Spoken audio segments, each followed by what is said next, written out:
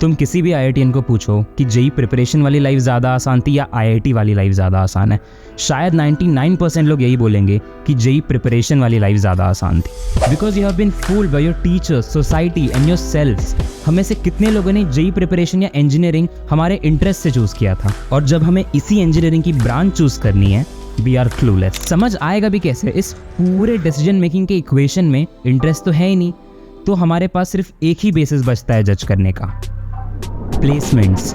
25 LPA, 30 LPA, electrical, computer science, जिसका package ज़्यादा उस ब्रांच को चूज़ करो। And I was no different. मैंने भी यही सारा रिसर्च करके इलेक्ट्रिकल इंजीनियरिंग लिया था IIT खड़गपुर में, but something strong was waiting for me, something that I never expected.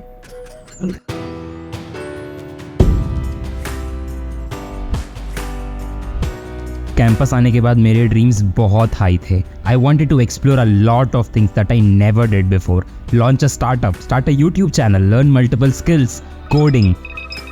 मैं बस इतना पढ़ना चाहता था जिससे मैं डिसेंट ग्रेड्स ला सकूं, और उसके अलावा जितना भी टाइम है मैं अलग अलग चीज़ें एक्सप्लोर करना चाहता था।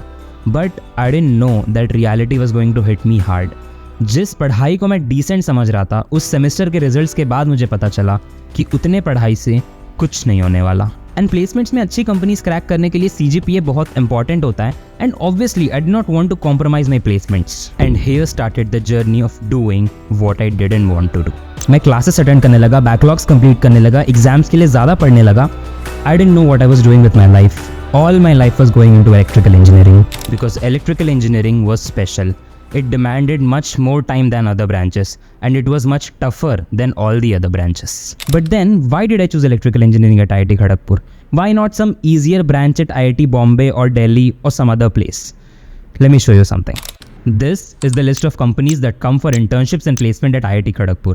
While you'll see many companies that are open for all the departments, you'll see some companies which only allow branches like computer science, electrical, electronics to sit for the job exams and interviews. यानी किसी भी circuital branch के student को, यानी computer science, electrical, electronics के student को job मिलना आसान है when compared to a student who is, let's say, from chemical or civil, and especially if you're aiming for the software role.